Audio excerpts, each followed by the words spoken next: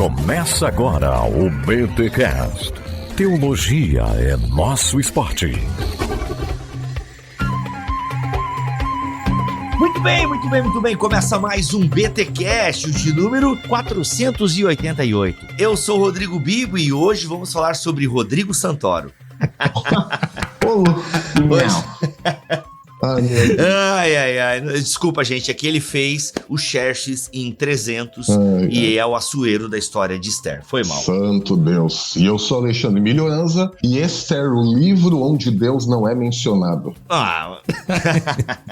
Eu sou o Felipe Breder, da Escola do Discípulo, e Esther é muito melhor que Prince of Persia. Olha aí, olha, o jogo eu não sei como é que é, mas o filme é ruinzinho, cara. O Príncipe... É bem ruim, o filme é muito ruim, o jogo é bem melhor, mas Esther é ainda melhor. Olha aí, meus amigos, estamos aqui em mais um episódio da série Aliança. Nessa série aqui no BTcast, nós fazemos uma série de introduções aos livros da Bíblia, e agora chegou a vez da rainha Esther, da Estherzinha, dessa mulher sensacional. E hoje, a gente, como vocês podem ver aqui no vídeo, estamos com a companhia dele, Felipe Breder, Felipe Breder, da Escola do Discípulo. Seja muito bem-vindo aqui ao BTcast, meu chegado. Tamo junto. Muito obrigado, tô muito feliz, uma honra participar aqui pela primeira vez, né? Muito obrigado pela oportunidade. Vamos tentar contribuir com alguma coisa. Pô, que isso, mano. Pra quem não conhece Escola do Discípulo, bem, você que tá vendo o vídeo só saiu lá no Escola do Discípulo, então você já conhece o Escola do Discípulo. Você que tá ouvindo o podcast, galera, é um dos melhores canais de Bíblia e teologia do YouTube brasileiro. Sem sombra de dúvida, você precisa conhecer Escola do Discípulo. Eles têm muito material bíblico teológico, tem também uma parceria com a BC2, então é uma coisa sensacional que, sem sombra de dúvida, você precisa conhecer. O link do Escola do Discípulo tá aqui na descrição deste BTcast. Mas antes de entrarmos aí no mundo de Esther, bora para os recados paroquiais.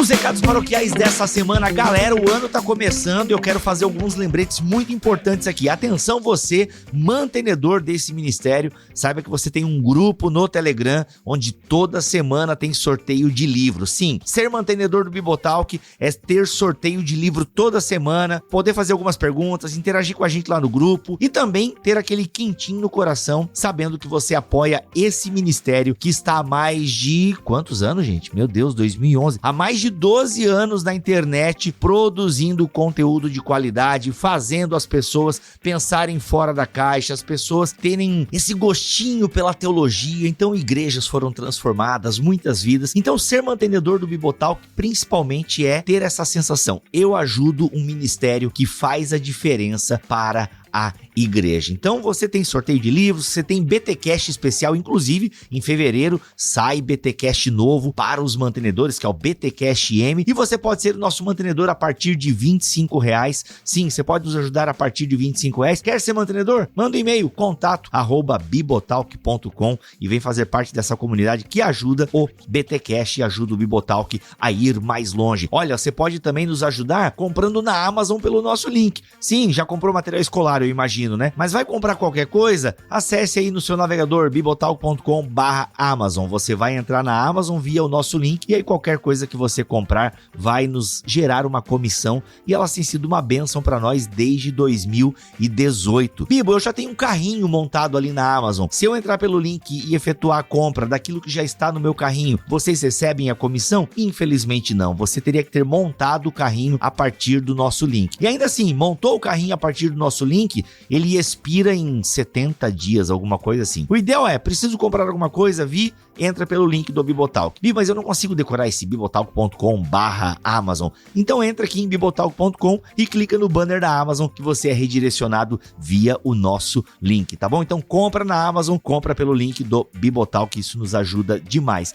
E é claro, você gosta já dos podcasts, você tem aprendido teologia com a gente, mas quer algo mais organizado por temas, com aulas ao vivo vivo toda semana, um grupo no Telegram também onde os alunos se ajudam, onde também tem sorteio de livros. Vem para a EBT, apenas R$ 49,90 mensais enquanto eu gravo esse recado paroquial, e você agora é uma assinatura, você paga por mês, pode entrar a hora que quiser, pode sair a hora que quiser também, e a gente tem aí muitos módulos legais, organizados, temas teológicos, lives com especialistas. A EBT só tá crescendo, e você pode crescer junto com a gente, fazendo parte da Escola Bibotalk de Teologia. Sim, a partir de R$ 49,90 você pode ser nosso aluno, e gente, vale a pena demais. A galera que tá entrando, tá pirando com o conteúdo, com a nossa plataforma, enfim, com o nosso atendimento, com o conteúdo. Enfim, gente, experimenta o mês aí, experimenta o mês. Eu tenho certeza que você vai continuar, vai até cancelar a Netflix pra ter aí a sua Biboflix. Vem ser aluno da Escola Bibotalk de Teologia, aprenda a teologia com quem você gosta, com quem você já ouve, com quem você já tá acostumado, sabe o jeito, curte. Então vem aprender teologia com a gente, tá bom? A EBT espera vocês. Simbora pra esse episódio que tá bíblico, bacana, tá show de bola. Eu tava com saudade da série Aliança, hein? Olha só, que bom que ela aparece aí pra nós novamente.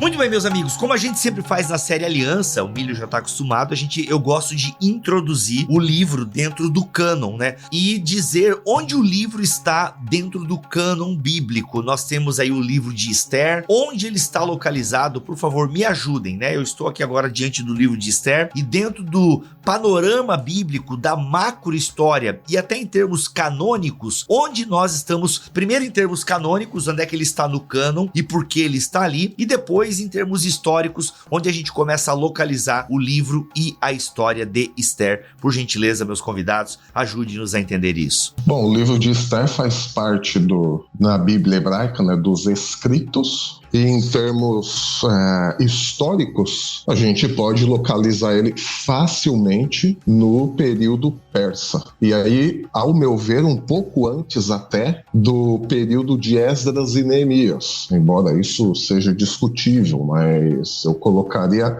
o livro de Esther um pouco antes do período de Esdras e Neemias. Então, quer dizer, enquanto Esdras e Neemias ainda retornariam para Jerusalém no período persa, lá na Pérsia estava acontecendo toda essa treta que o livro de Esther relata.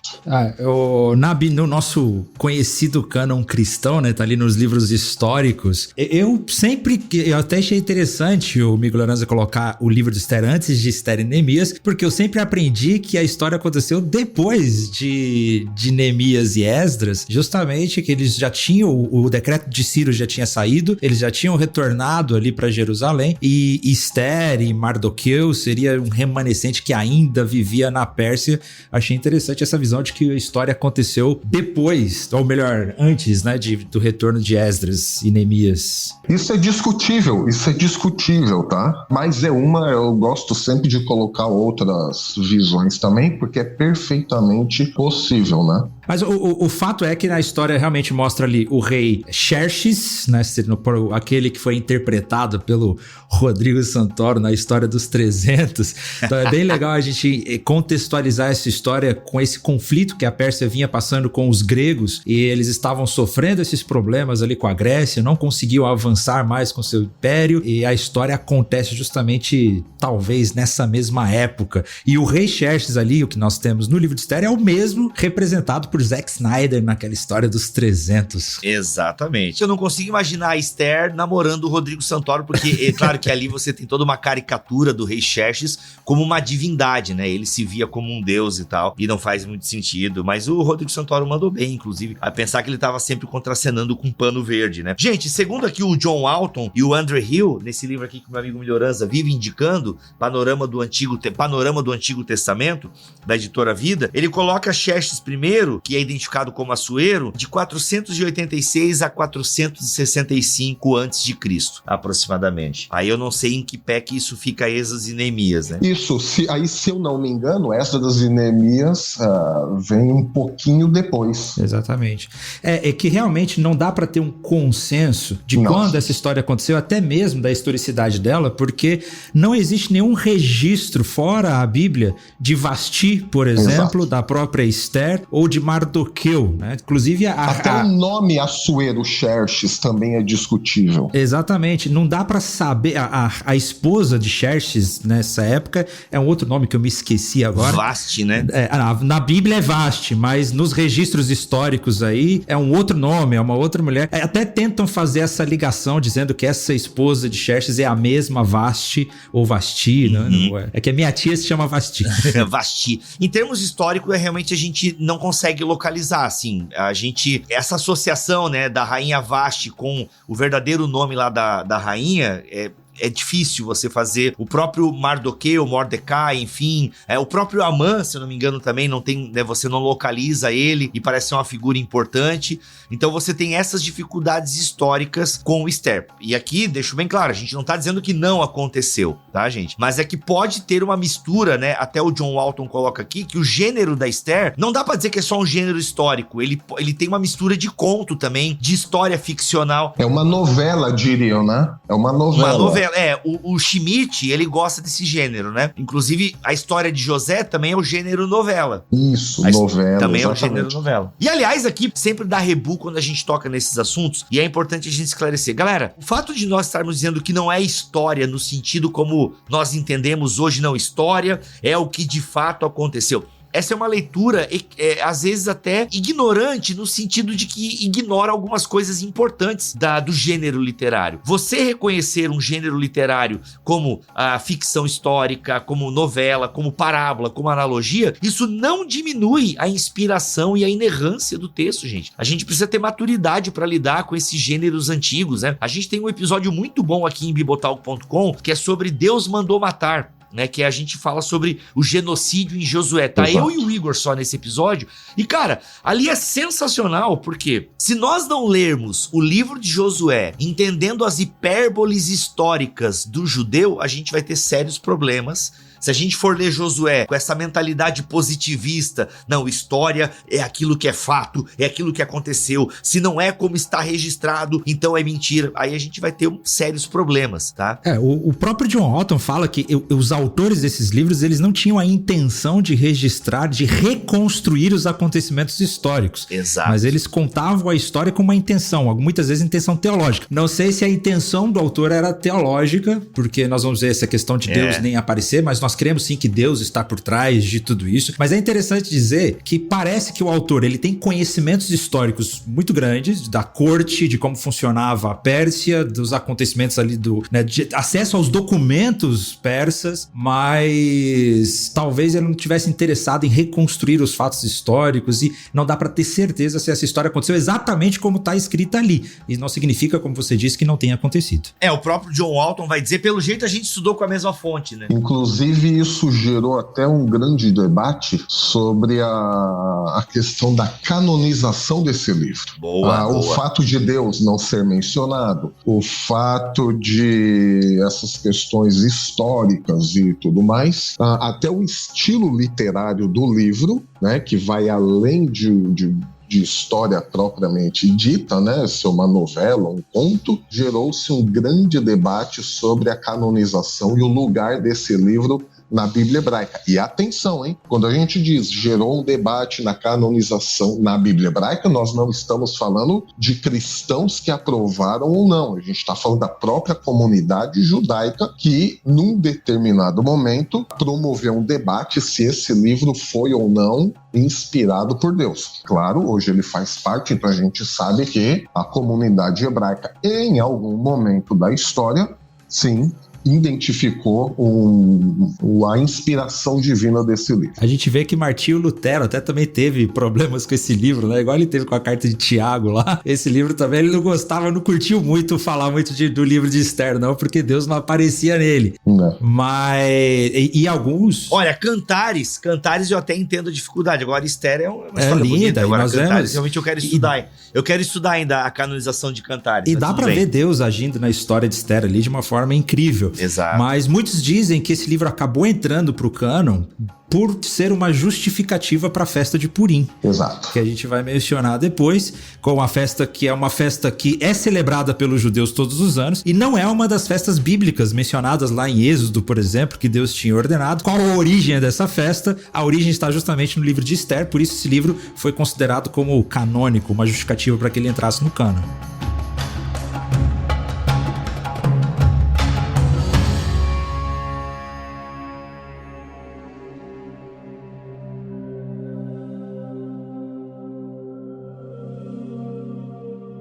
Gente, o Milho falou desse processo de canonização aí e tal. Vocês lembram onde Esther está na Tanakh? Ela tá nos escritos? Acho que ela tá lá, né? Ela não tá nos livros históricos, né? Que é o Neviim, é o... Torá, Nevirim, Ketuvim. Nebiim, Ketuvim. Neviim, Ketuvim. Ela tá lá nos Ketuvim. Só que a minha pronúncia não serve pra nada, mas é isso aí. Assim, a pronúncia por aí, né? desencana, né? Ela tá lá nos escritos, então, ou seja, ela tá na terceira parte, então, né, nessa divisão do cânon judaico. Isso, que não é considerado um livro profético. Isso, né? isso. Porque alguns livros históricos são considerados proféticos, porque eles escreveram a história, como o Felipe estava falando agora há pouco, com uma intenção claramente teológica. Exato. Né? Uhum. A história, Deus agindo na história. Uhum. Aí, como houve esse debate acerca da canonização de Esther e tudo mais, mesmo que ele descreva a história, não é uma história... a gente até ficou aqui em dúvida, né, se tem um ponto teológico ou não.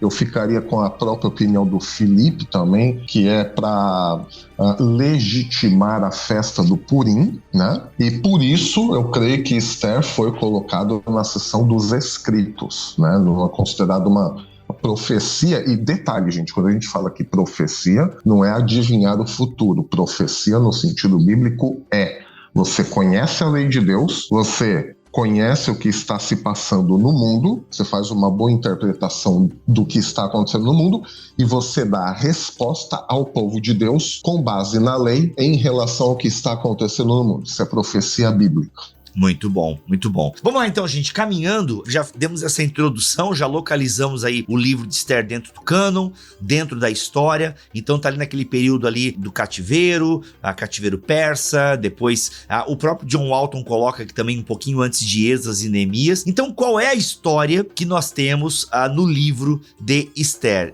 São 10 capítulos que nós temos ali e ele tem, né, como a gente já disse aqui, esse propósito de apresentar essa festa do Purim, mas que festa que é essa? E por que essa festa existiu? Como é que a gente poderia resumir em alguns pontos o drama apresentado no livro de Esther? Um resuminho, bem resumo mesmo, né? Poderia até fazer um trailer de filme, né? Algo mais ou menos, eu até tinha feito um esboço, né, uma vez nas aulas que eu dava lá na igreja antes de vir aqui para a França. Eu tinha feito um esboço mais ou menos assim.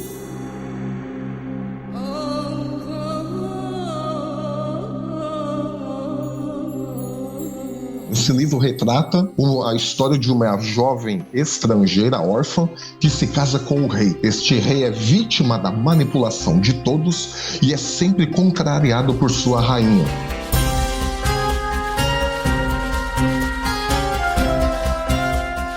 Esta jovem órfã então descobre o plano do vilão para matar o seu povo e arquiteta um contragolpe para salvá-lo. Ao final da trama, o vilão morre na sua própria armadilha que tinha construído e o seu tutor é elevado ao cargo de grande responsabilidade no reino, tomando o antigo lugar do vilão.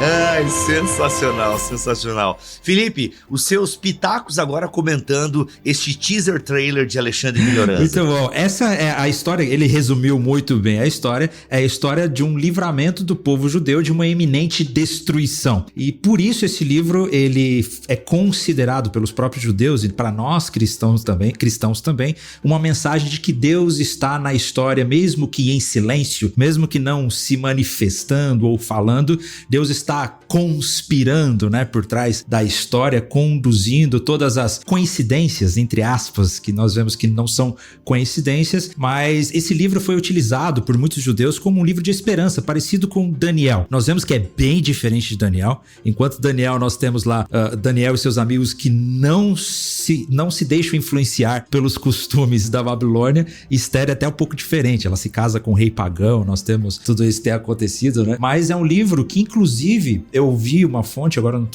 não é legal a gente falar coisa assim, citar fonte, mas eu vi que esse livro, inclusive, foi proibido pelo nazismo porque os judeus usavam para reafirmar sua esperança de que Deus estava no controle da história enquanto eles estavam sendo mortos no Holocausto. Cara, faz muito sentido, né? Faz muito sentido. Porque é um livro onde mostra que parece que Deus não está presente, parece que Deus não está agindo, que o povo judeu está quase sendo destruído e as coisas acontecem, e depois nós vemos que por trás de tudo isso Deus falou, mesmo que em silêncio, né? Quando Deus fala em silêncio, é bem interessante. Talvez essa seja a mensagem teológica que eu traria do livro de Esther. Legal. Porque é um povo cativo e é um povo que tem a sua existência ameaçada, né? Faz muito sentido o livro de Esther, né? Até depois, se tu lembrar a fonte, manda pra nós aí. Quem sabe a gente coloca, né, na descrição do podcast. Eu li na introduçãozinho do livro do... Garófalo. Isso, ele mesmo, eu vi na introdução dele. Ah, legal. Então faz muito sentido, porque o contexto é um pouco parecido até onde me vem à mente, né? O povo tá escravizado, o povo tá com a existência em risco, e você tem ali queira ou não, um povo que também confia em Deus, tem uma reviravolta. É legal, muito legal. Mas enfim, gente, vamos lá então. Deus não é mencionado no livro de Esther, isso é um fato, né? A palavra Deus não é mencionada. Nem Elohim, nem Yahweh. Cara, é sensacional. Uma pequena alusão, que nós não sabemos nem se é a Deus, mas tem uma pequena alusão que quando Mardoqueu convida Esther, ou desafia Esther a fazer alguma coisa, ele disse que mesmo que ela não fizesse nada, alguém o faria, né? Alguém agiria. Talvez seja uma alusão a Deus, a Javé, mas não claramente. E é interessante, ter uma convocação de jejum, né, em prol do povo. Então isso pressupõe que se jejua para alguém, né? Mas é incrível como essa peça do cânon, ele consegue mostrar Deus, o Deus abscôndito de Lutero aqui, né?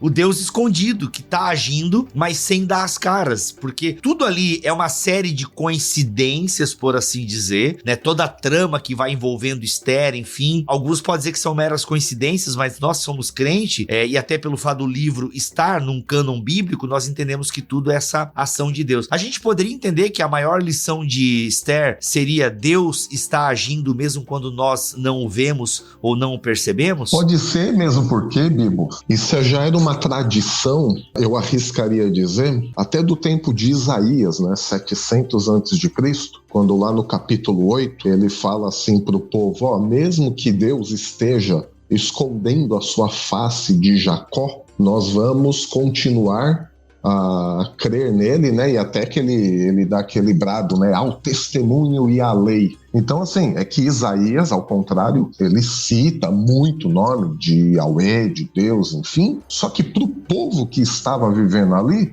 a descrença era tanta que o próprio Isaías chegou uma hora que falou: Deus escondeu a sua face. Então, essa questão do Deus que se revela, o Deus que se esconde, já era uma tradição profética bem antes, até mesmo antes da Assíria vir tomar Israel e a Síria e todo mundo ali, né? Não conseguiu pegar Judá. Então já havia essa tradição do Deus que se esconde e o Deus que se revela. Só que ali em Esther, ao contrário de Isaías, que cita isso nominalmente, né? Eles não vão fazer menção nenhuma, exceto esse alguém fará e o jejum. Vamos convocar o jejum. Aí, claro, você vai convocar o jejum para quê? Eu ia falar, você quer alguma coisa em troca, mas existe, né? Não entrando nas questões de teologia da prosperidade, para que é o jejum, não é o objetivo aqui, mas o fato é que o jejum ali tinha um objetivo, né?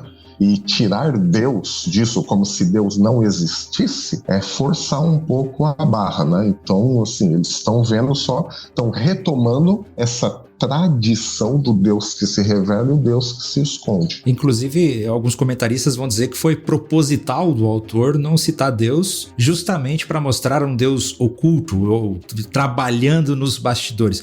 Mas eu gosto muito do livro de Esther porque ele é um livro que traz esperança e ele é muito diferente de Daniel. Porque Daniel, nós vemos lá que Daniel ele era muito crente, né? Nós não vemos pecado sendo mencionado na vida de Daniel. Ele tá ali, ele não se prostra diante ele não se prostra diante de falsos deuses, ele não deixa de orar, os amigos de Daniel não se prostram diante da estátua de Nabucodonosor. Então, poxa, esses caras, eles eram fiéis mesmos. Mas na história de Esther é diferente, porque Esther nós não vemos nenhuma lei judaica sendo mencionada, nenhuma lei de Deus sendo mencionada. Nós vemos ela se deitando e indo dormir com um rei pagão. Nós vemos que ela comia... Abre parênteses aí.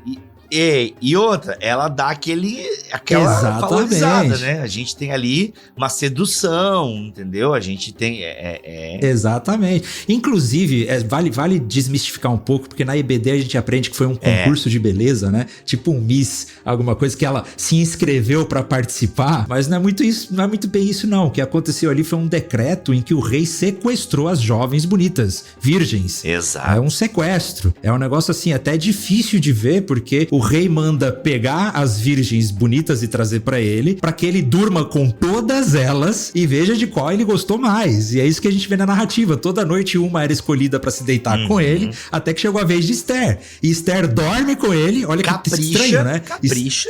Esther dorme com ele, capricha na noite, chama a atenção dele pra que ela seduz e ela ganha a atenção do rei, e só então ela se torna a rainha. Então a gente vê que não há, enquanto Daniel tinha aquele compromisso de se mostrar distinto, eu sou judeu, Esther esconde a sua identidade. Ela tem um nome judeu, Hadassah, né? Hadassah. Ela tem um nome judeu, mas ela esconde o nome judeu e ela usa o seu nome persa, Esther. Eu gosto muito de livros de Esther porque eu me identifico muito com ela, porque muitas vezes a gente quer meio que esconder a nossa identidade cristã e usar o nosso nome persa para ter ali os benefícios do nosso mundo secular em que nós estamos vivendo, e ainda assim Deus se manifesta com a sua graça por meio do pecado de Esther. A gente pode ver que ela não era uma judia assim, obediente aos mandamentos como nós conhecemos, mas ainda assim Deus se manifesta com a sua graça, soberano na história, para que a sua promessa fosse cumprida, né? Para que o povo de Deus fosse preservado. Mas isso é muito legal você falar, e tem que ter muita coragem pra gente ler o livro de Esther nessa perspectiva real mesmo, porque nós gostamos e nós santificamos as personagens bíblicas, não é? A gente tem muita essa mania de santificar as personagens bíblicas. Então, o André Heinck fala muito sobre isso. Nós olhamos para Abraão, para Davi, para Jacó, e a gente santifica demais eles. A gente acha que eles são, inclusive, judeus, como a gente acha que os judeus são hoje. Aliás, até o judeu moderno, ele é meio que santificado, né? A gente acha que todo judeu tá lá cantando músicas judaicas, e o André Heinck, inclusive, teve em Israel recentemente, e você tem tudo que você mais tem é judeus que são secularizados e tal, que não são judeus religiosos como nós imaginamos, aquele povo de Deus e por aí vai. E Esther é muito isso, né? Você não tem ali uma preocupação. Aliás, o lugar da lei ali, agora eu nem lembro assim, mas não é uma coisa que parece ocupar um lugar importante, né? A lei de Deus. Me ajudem aí, pessoal. Não, de forma nenhuma. Tanto é que ela se submete à dieta dos persas ali. Então, a comida, que era algo muito importante pro judeu, pra Esther, ela não tá nem aí. Caraca, olha só, cara, que doideira. E uma outra coisa interessantíssima, fazendo até o contraponto que o Felipe fez com o livro de Daniel. Enquanto em Daniel a gente tem anjos, arcanjos, os caras entram no fogo, saem do fogo, o quarto homem na fornalha, sonhos e tudo mais, em Esther nós não temos absolutamente nada de miraculoso e sobrenatural acontecendo. Então, e nós estamos falando do mesmo período. Tudo bem, né, que Daniel começa no período babilônico e ele termina no período persa. Isso também deve ser considerado, porque tem várias mudanças ali entre a Babilônia e a Pérsia, né? Mas se não, enquanto em Daniel nós temos... Ele é recheado de elementos miraculosos, até por causa do estilo da literatura, isso também tem que ser considerado, né? A literatura apocalíptica com as suas imagens. Em Esther, os milagres que acontecem, eles acontecem na vida cotidiana de uma moça e de um cara que descobriu por acaso, entre aspas, né? É aí que tá a grande ironia também do livro da inversão de destino, né? Que a história propõe. Então, neste período persa, se a gente pega a literatura bíblica no seu todo, nós vemos que Deus ele vai agir de forma miraculosa, sobrenatural, extraordinária, aquela coisa hollywoodiana, mas ele também vai agir no cotidiano das pessoas comuns que estão ali na história e que não tem assim a mínima intenção de serem grandes heróis, não estava nem pensando nisso, estava pensando em livrar o povo, mas assim, no dia a dia ali deles. Então Deus também age desta forma, né? Então a nossa vida cotidiana, aí eu tenho que me segurar para não começar a pregar, a nossa vida cotidiana também é um milagre. Aleluia, pelo amor de Deus. Não, fica à vontade. Essa é a mensagem que mais me emociona no livro de Esther, de ver esse Deus que fala em silêncio, que conduz a história. Eu acho muito legal, é incrível, porque você vê que o autor de Esther, ele foi intencionalmente irônico. Tem tanta ironia no livro. Logo no primeiro capítulo, nós vemos um rei esbanjando o seu poder, a sua autoridade, por 180 dias de festa. Imagina, 180 dias de festa. Ele esbanja toda a sua riqueza, o seu poder, mas ele não tem poder sobre a sua própria esposa, porque ele convoca a rainha Vasti e ela se nega, ela não vai ser usada como objeto, né, para ser mostrada para todo mundo ali. E ele não tem poder sobre a própria esposa e emite um decreto em todo o reino para que todos os maridos mandem em suas esposas, sendo que nem ele manda na esposa dele. É muito irônico. Ai, que maravilhoso, que maravilhoso. É irônico. Aí você vê Amã construindo uma forca ou uma estaca, né, pra matar Mardoqueu, e ele mesmo é morto nessa estaca. Então, parece que o autor de Esther, ele escreve uma história dizendo assim, olha, quando você crê que Deus está no domínio da história, você pode dar risada dos poderosos. Você pode rir de toda essa situação, porque Deus, ele é soberano sobre tudo. E em certa medida, isso complementa também o livro de Daniel, no mesmo período histórico persa ali. Por quê? Porque em Daniel, os poderosos fazem seus planos e tudo mais, só que é Deus que está no controle da história. Em Esther, eles mostram isso de uma outra maneira, com uma certa dose de humor e ironia, como você bem destacou, dizendo, gente, os poderosos desse mundo é só marketing. Os caras não mandam nada, não mandam nem na mulher. Exatamente. Não que deva, atenção, não manda, deixa eu fazer a é. correção aqui. Não é que deve mandar na mulher. Boa. Não é isso.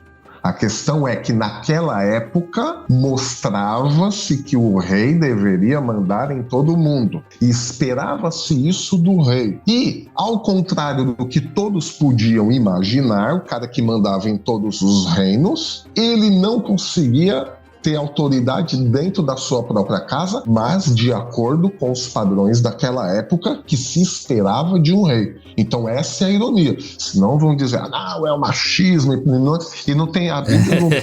Essa história está além das discussões de gênero de hoje. Sim. Então a questão é o marketing de um cara, como o Felipe disse, que se mostra grandioso, mas a esposa dele o contradiz toda hora. Ele faz um decreto pra tipo, mandem vocês aí nas suas esposas, só que ele mesmo... ele não governa nem a si mesmo, né? Nós vemos que ele gostava bastante de um banquete. Isso, nem a si mesmo. Ou seja, é uma história onde mulheres desempenham papéis importantes, né?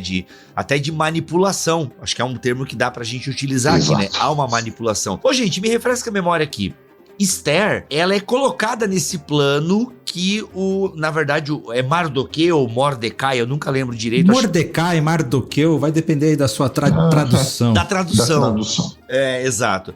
Ela é meio que colocada no rolê pelo tio, né? O tio dá uma pressão nela, assim, porque Esther, de última análise, ela tá lá na corte, agora tô aqui, tô de boa, me deixa aqui, né, que hoje eu tô de bobeira. É interessante que a gente vê que essa história não é tão simples como a gente imagina, né? Porque quando a gente olha pra vida de Esther, a gente pode sentir pena dela, porque ela foi sequestrada, mas parece que as mulheres vão. Aí a gente sente certo orgulho dela ali também, mas a gente também vê que ela é pecadora, é um misto de coisas acontecendo na vida. Mas exato. Realmente, Esther, ela foi levada ao rei, com permissão ali do seu tio, tio, né? Era pai, não. O pai da Esther era tio do Mardoqueu, alguma coisa assim, que a Esther era órfã. Não, é um parentesco. Um parentesco, exatamente. E ela é levada, então, para o harém do rei, mas a gente vê que o Mardoqueu, ou Mordecai, né? O Mardoqueu, ele tinha acesso à corte ali, ele tinha acesso aos portões do rei, ao harém, ele era uma pessoa influente e que ele vai, de certa forma, meio que se aproveitar dessa situação. Não se aproveitar, mas ele vai entender, melhor, não se aproveitar, mas ele vai entender que isso foi de Deus, né? Que Deus está agindo nesse negócio.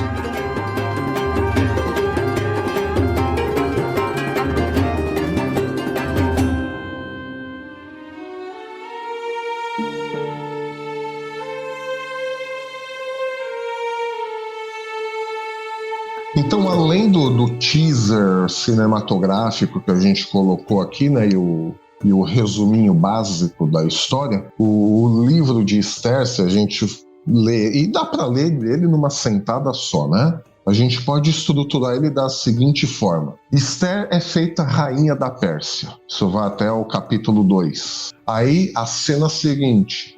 Amã conspira o extermínio dos judeus, porque Mardoqueu se recusa a prestar continência, a honrá-lo. Isso vai até o capítulo 3, verso 15. Aí, Esther lidera a defesa do seu povo a partir do capítulo 4, com a pressão de Mardoqueu. Aí, a partir do capítulo 5, né, a partir do 5, verso 9, nós temos a queda de Amã, ou a reversão da história, quando Amã tinha tramado o assassinato de Mardoqueu e ele é pego na própria armadilha, né? E aí que tem, nesta parte, que tem a grande ironia e a grande inversão da história, né? Porque se nós lermos o capítulo 6 e o verso 1, e eu acho isso genial, e é aí que a gente começa um dos pontos altos que a gente vê realmente a mão de Deus agindo no cotidiano, é quando nós lemos ali em Esther 6, versículo 1, e o autor diz assim: naquela noite o rei não conseguiu dormir. Por isso ordenou que trouxessem o livro das crônicas do seu reinado e que o lessem para ele. E foi lido o registro de que Mardoqueu tinha denunciado Bigtan e Teres, dois dos oficiais do rei que guardavam a entrada do palácio, que haviam conspirado para assassinar o rei Xerxes. E aí, se a gente volta no capítulo 2, verso 22, a gente vai ler do que se trata, né?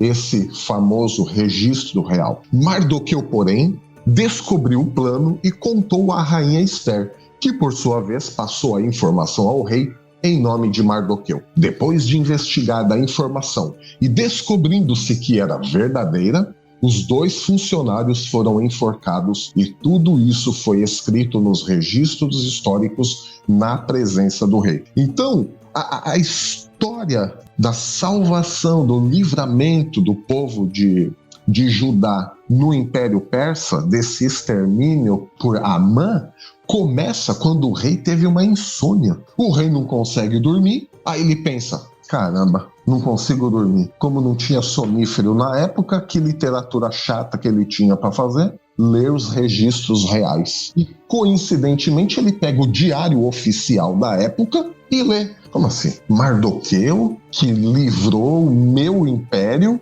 da conspiração desse cara?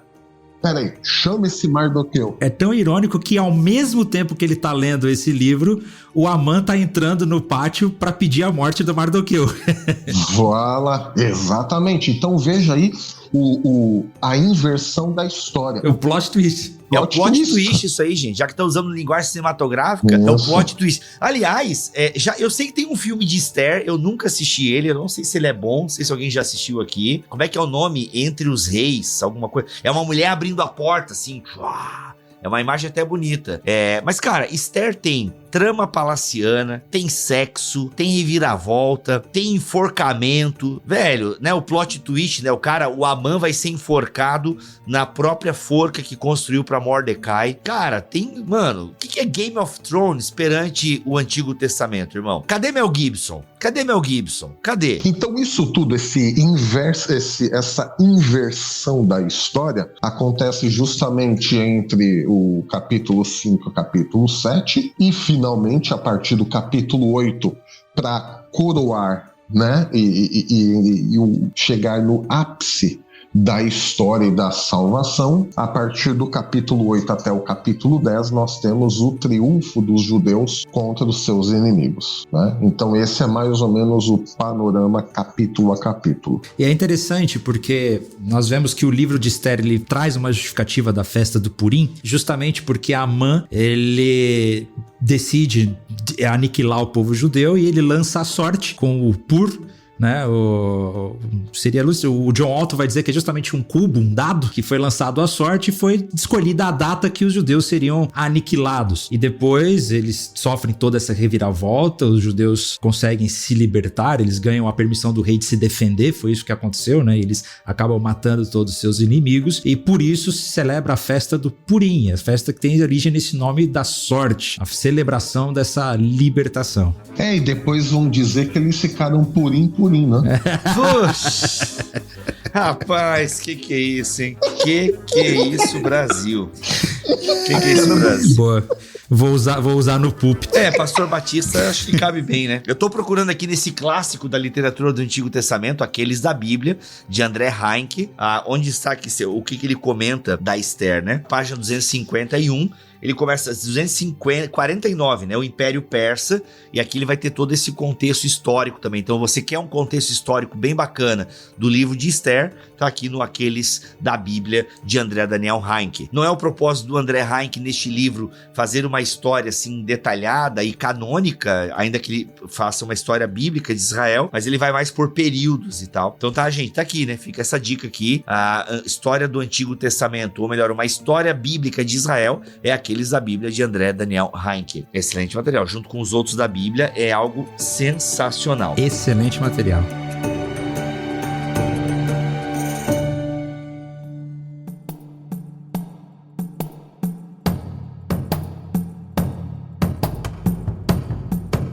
E nós vemos também no livro de Esther uma ligeira mudança de paradigma teológico, né? Por que eu digo isso? Porque em Daniel existe um apelo às nações, isso no período persa, antes do período persa, antes do período babilônico, até durante o período assírio. A gente vê também Isaías com apelo às nações. Durante o período babilônico, nós vemos com Jeremias um apelo às nações, né?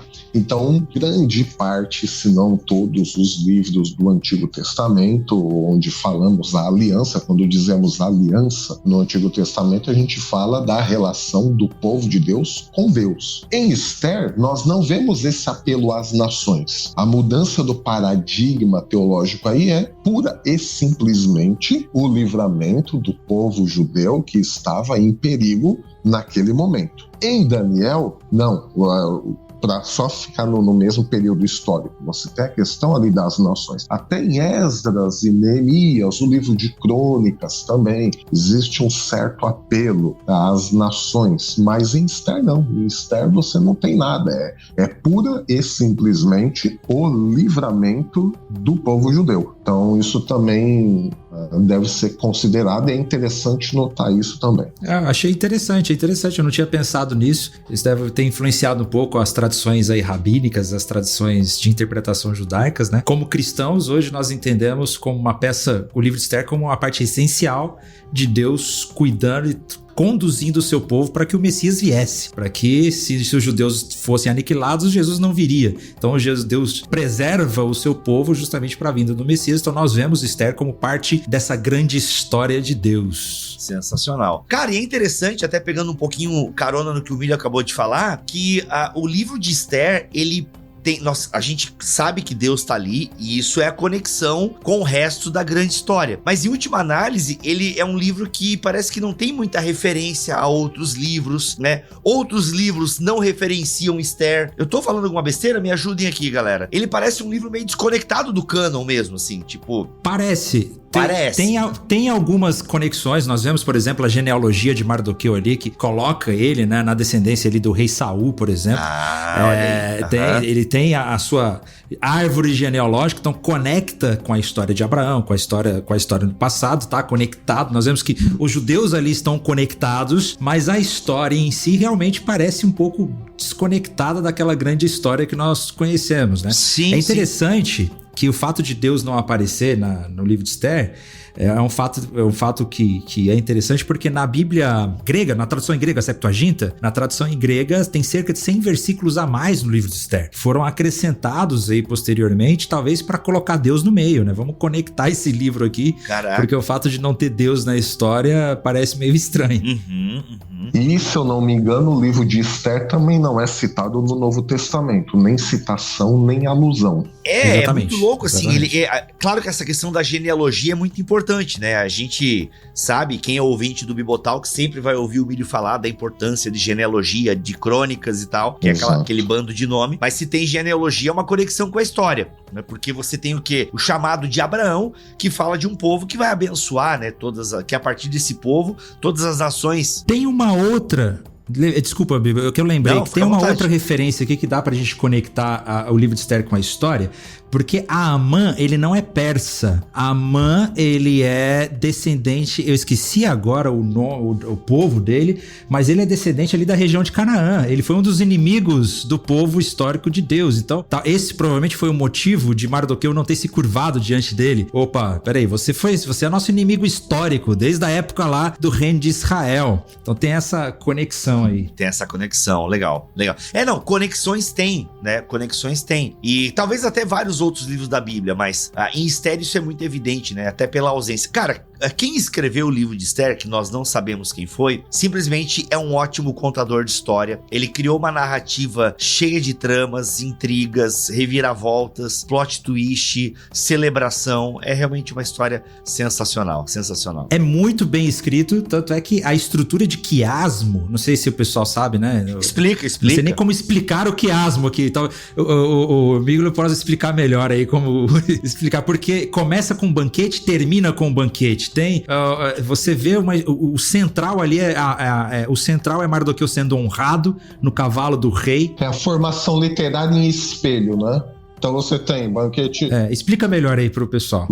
Começa com o banquete, termina com o banquete. Então, quiasmo é isso aí. Você tem informações literárias em quiasmo. Paulo faz muito isso. Você tem isso em Provérbios. Então, você tem uma coisa, né? Pegando o exemplo aí do banquete, né? E ao meio da história, você tem os contrapontos que formam um espelho, né? É bem interessante, porque começa com banquete, termina com banquete. Nós temos a ascensão de Amã e a ascensão de Mardoqueu. Nós temos o banquete de Esther e vai chegando até no centro, ponto central, que é Mardoqueu sendo honrado no cavalo do rei, com a capa do rei, aquela história toda que é bem interessante. Muito bom. E aí, você, querido ouvinte, você, querido web espectador aí da Escola do Discípulo, quais são as suas impressões, quais são os seus comentários sobre o livro de Esther? O que você aprende com esse livro? O que nós deixamos de fora aqui desse episódio? Comenta aí, nos ajude a entender e aprofundar um pouco mais essa linda história onde Deus está presente, mesmo que não aparente. Olha aí.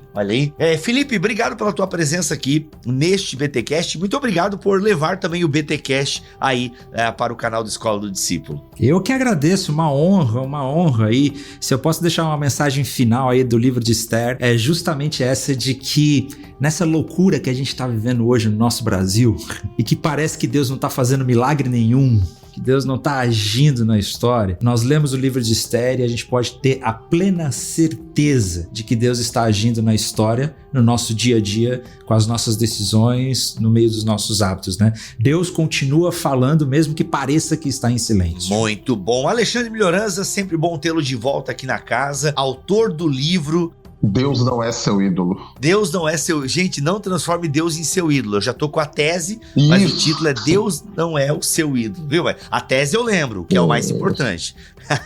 Deus não é o seu ídolo pela Mundo Cristão. Gente, tá um livraço. Tem uma live, inclusive, com o Milho no canal do Bibotalk. Dá uma conferida lá. Milho, a sua palavra final e pastoral para os nossos ouvintes. Bom, a minha palavra final retoma um pouquinho aquilo que eu já tinha começado, que é o seguinte: às vezes a gente procura soluções miraculosas e sobrenaturais, mas Deus ele também age no cotidiano através das nossas vidas. Às vezes a gente não dá muita importância para a nossa história, quem somos e tudo mais, mas basta a gente se colocar nas mãos dele e a gente pode ser o milagre de Deus na vida de outras pessoas, mesmo sem elementos sobrenaturais e fantásticos e hollywoodianos. Deus age através do cotidiano das nossas vidas. Muito bom, gente. Esse foi mais um episódio do BTcast da série Aliança. Tem muito mais lá em bibotalk.com. Você pode ouvir os nossos podcasts no canal do YouTube do Bibotalk, no nosso site bibotalk.com ou também no Spotify, Deezer, Amazon e vários apps de podcast. Voltamos na semana que vem, se Deus quiser assim permitir. Fiquem todos na paz do Senhor Jesus. Valeu, galerinha!